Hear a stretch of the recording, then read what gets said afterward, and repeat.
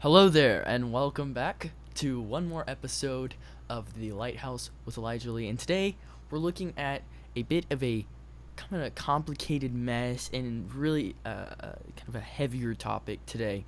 Looking at the Texas floods here in 2025. I just wanted to do a detailed overview. I wanted to get everything in, and I wanted us to be able to really understand what these people have been through. And also, there's a bright side to this. There's a good side to this. We're going to look at all this and more today.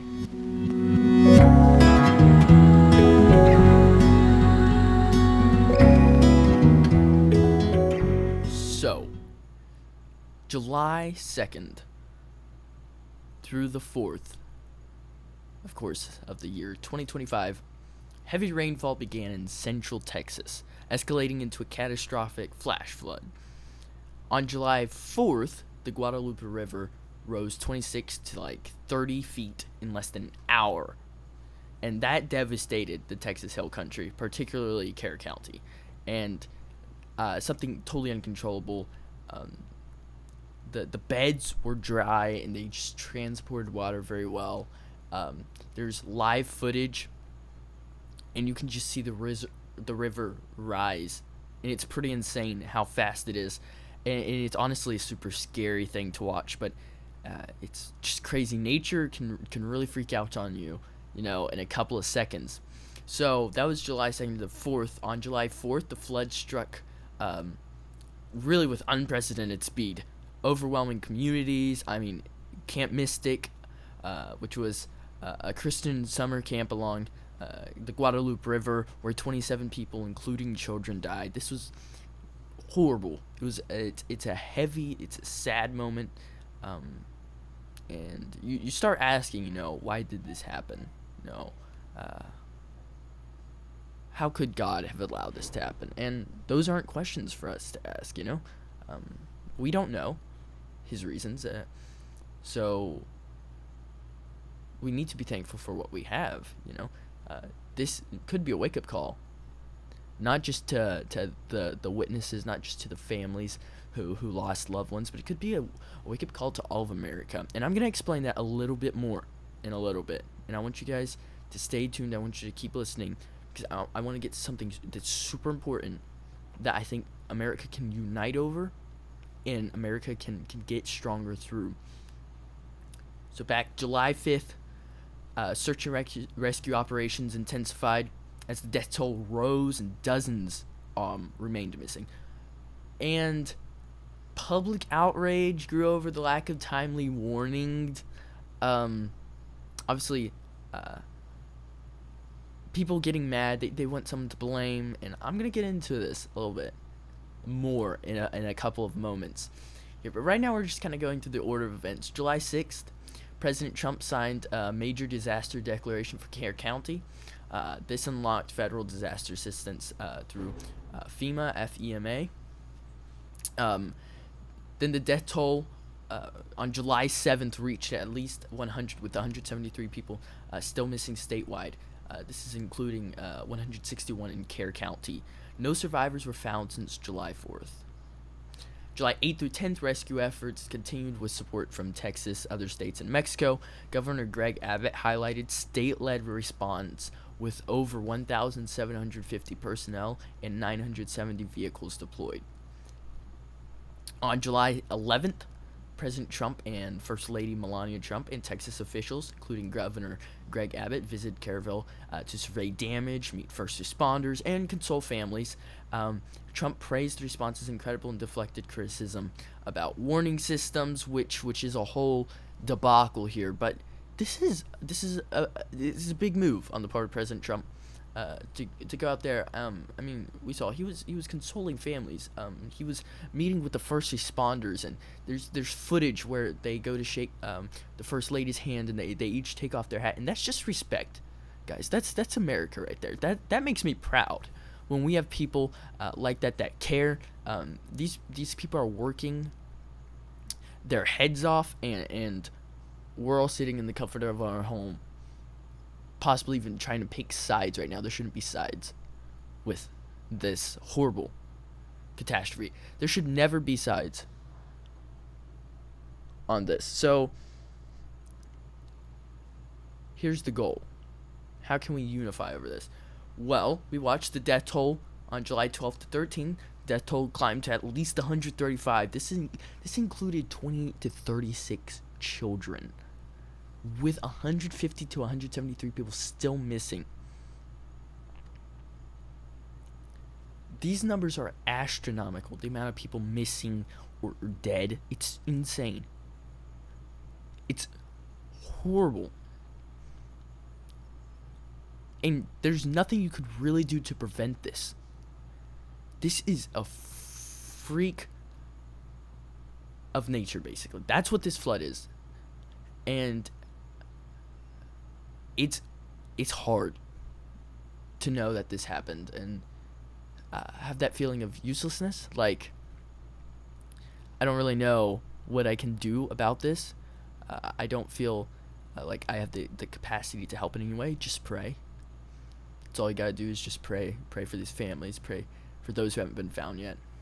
Just pray. That's what you need. The places affected. We have Kerr County. This is like the main center of disaster, basically. So this includes Caryville, Hunt, Ingram, and Center Point, and Camp Mystic, which is that all-girls Christian camp that was severely impacted. Then there's Burnett County, Liberty Hill, and Texas Hill Country. This is known as Flood Flash Alley. This region faced widespread destruction due to its vulnerability to flooding. So there are a couple places like that around, which it's scary, and you live there with the risk known to you. So it is your choice to live there, but I would not recommend it at all.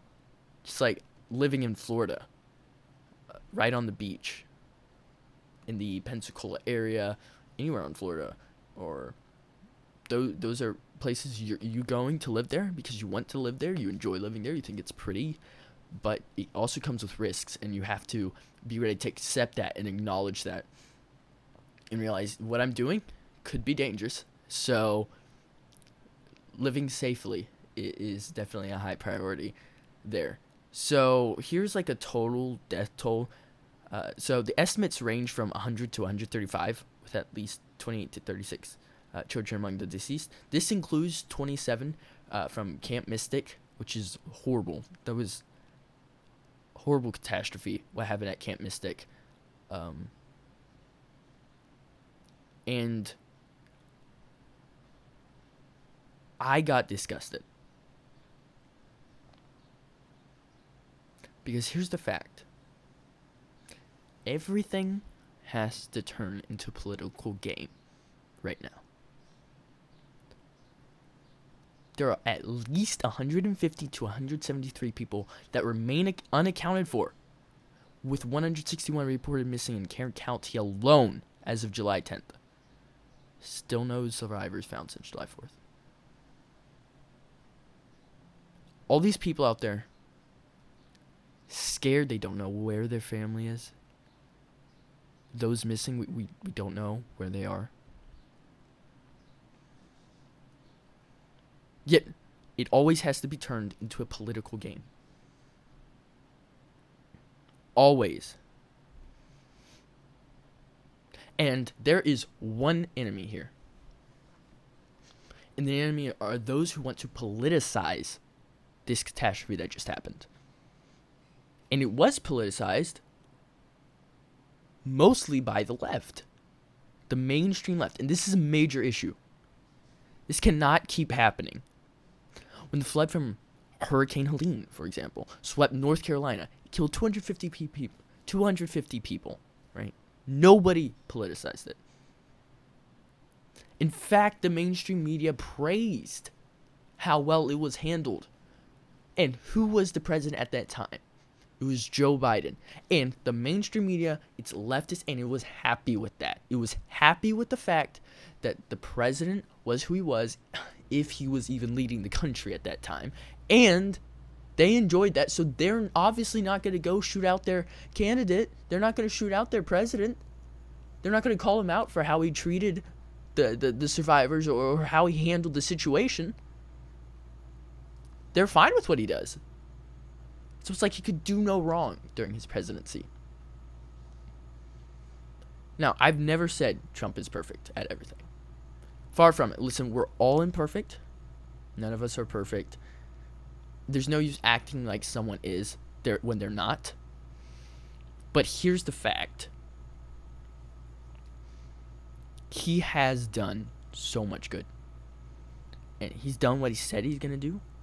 The first 100 days of his presidency were like the most busy out of any president. He was constantly doing things, constantly moving the country forward. That was his goal. That was his ultimate goal. I just want to move it forward. I want to get in good policies. I want tax cuts. I want made in America. Right? I want a safe country for Americans. America first. That's his policy.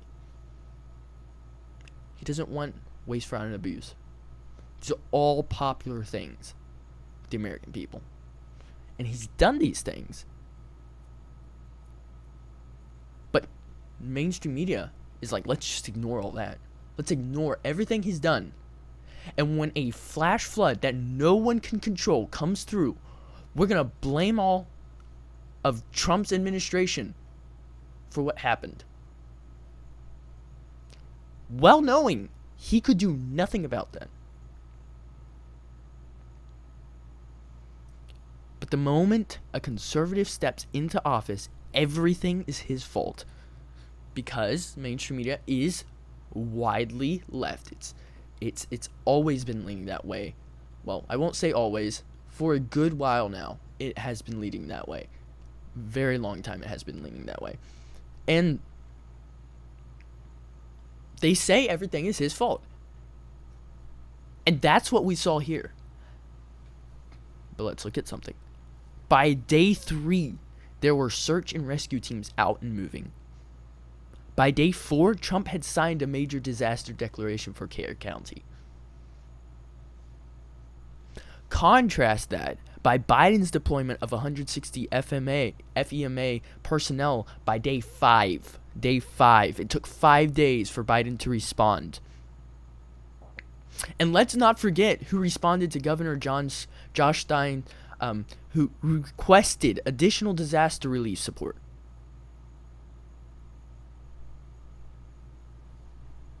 Trump's first visit after his election was to North Carolina to show his commitment.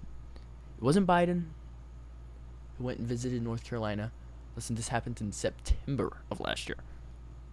And plenty of time to finish out his presidency, doing something good, doing something strong. But Governor Josh Stein, he requested additional relief, and it was Trump. His first visit after his election was to North Carolina to show that he cares. Here's the issue. While people are dying, while families are grieving the loss of their loved ones, the media is going on and on and on about whose fault this is. Some things are unavoidable. Just accept it. Some things are out of control. Humanity cannot control nature. We've known this. We are smart enough to realize that some things are uncontrollable.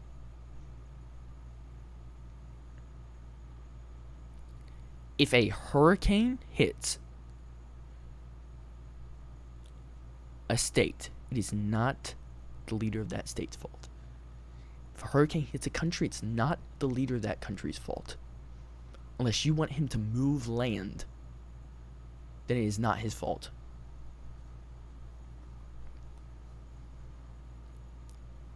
But while families are having a horrible, rough go of it, because they don't even know where their family members are, or the ones who know that their family members are dead, the media won't stop. Can't stop a massive flash flood. You just can't. Humans are incapable of stopping nature at its full potency, but anything to make the other person look bad. So they call the president an evil man. But I bet they weren't wearing a charm bracelet from Camp Mystic like the First Lady did, or going and visiting the sites, or talking to the families. I bet they weren't doing those things. And I know they weren't doing those things. That's what the president was doing. That's what Trump was doing. You've got to give everyone a break. There's so many lies going around, and instead of caring about the people who lost their lives, instead of caring about the pain people are going through, about how America's hurting, they politicize what just happened. They were talking about the cuts to workers in FEMA.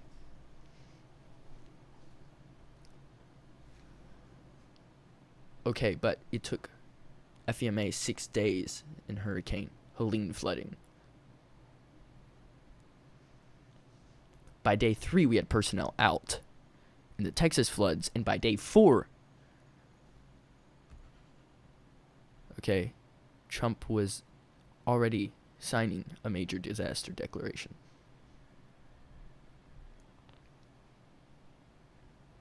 So what are you supposed to do? What are you supposed to take out of from all of this? And it's a stressing topic, and it shouldn't be. It should be one we see and we're serious about it, and we mourn and we care, and we're praying for those families. This isn't a joke. It's not time to start taking sides. It's a time to come together and realize that's when we're strongest. It's when we're helping the other person out. We're helping our neighbor. That's when we are at our best. But instead of focusing on the hurt families, focusing on what they're going through, and trying to care and pray, the mainstream media is just trying to politicize, trying to take sides. This has been the liberal narrative for a long time. And I hate to say it, but everything has become a political game. Everything. And I'm tired of it. I honestly am just tired of it. So what can we do as America? How can we show our love for these people? Well, first off, pray. It's the best thing you do. Prayer is the best wireless connection. Pray for these people, what they're going through. We can't imagine the pain, the loss. And if we want to show our love, we first off need to pray. Then give. There are funds you can give to, donations you can make to help out with these people. They need it desperately. And again, if you can't give, like I said, pray, think of them. You know, just thinking about them. That's huge. If those people know that even if you can't financially or by any other resource help them, they know you're thinking and praying about them, that's just huge. That's huge. Pray that these families can heal. Pray that those missing can somehow be found and somehow still be alive.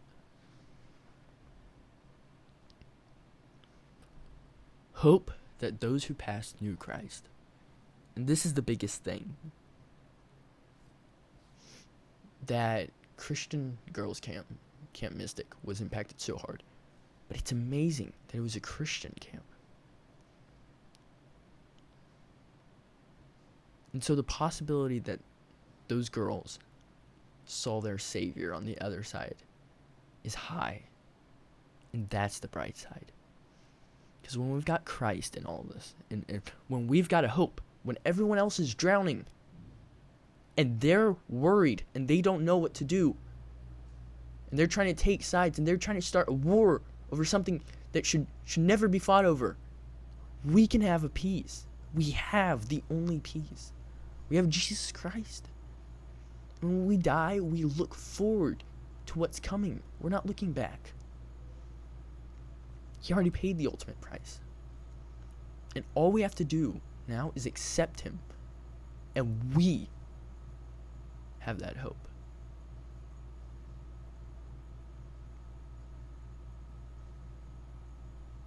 The least we can do is actually care about these couple hundred of people that are missing. 173 missing and 135 confirmed dead. The least we can do is care and pray. Because I want you, everyone who wants to blame someone, everyone who wants to take sides, I want you to put yourself in the shoes of a family who just lost someone and imagine how they feel about this. Imagine them watching you bicker about this. And their loved ones are missing or dead.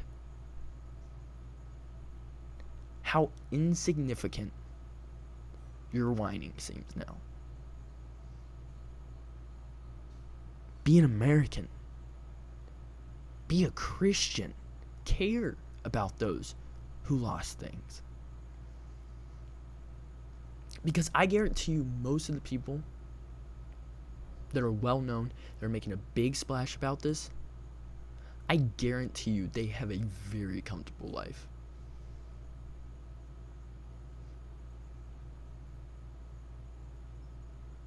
It's hard to say they know the pain that those who lost loved ones are going through.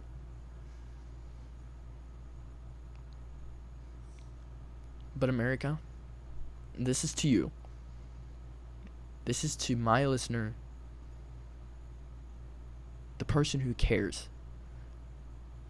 Be selfless. Just be selfless. Selfishness derives from pride. And the pride that one is better than the other is what is the biggest cause of selfishness. No one is better than the other. Every person is our brother or our sister or son or a daughter. Everyone's part of a family. We're America. We are built on hardships. When we can learn from mistakes, that is when we can learn to grow. That is when we decide to move forward as a country. And God help these families. God help the search and rescue teams. God help everyone involved. May He protect them, keep them safe. May He unite America.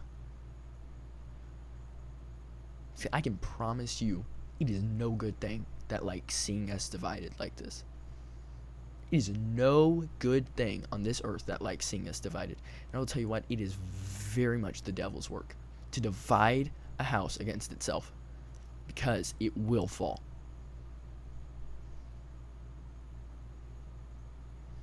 Moving forward, we can choose to be a bit softer and care a bit more. Stop calling out on people and start calling out on Jesus. Because He's the only way we're ever going to have hope. He's the only way we're going to find true happiness, joy, peace. So come together, even through tragedy. Sometimes pain is truly the greatest teacher, and we learn the most when we go through pain.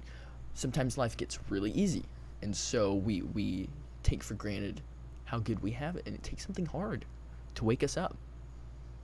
But better to be woken up than always asleep.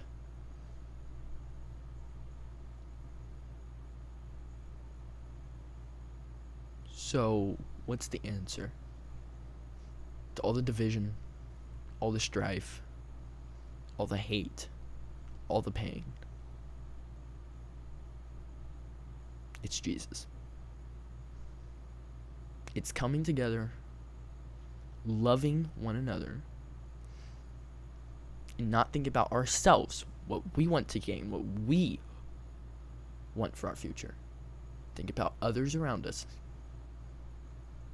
what their story tells. And that's when we become the United States of America. That's when we become the nation a man like George Washington wanted.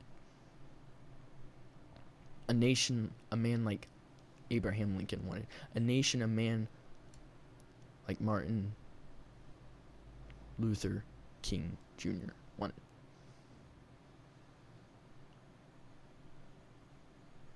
People whose dreams lived on after them. You ask how? How did their dreams live on? How do they still impact us even today? And I say it's because they weren't trying to bring down the next person. They were simply trying to build them up. And that is what our goal should be as America.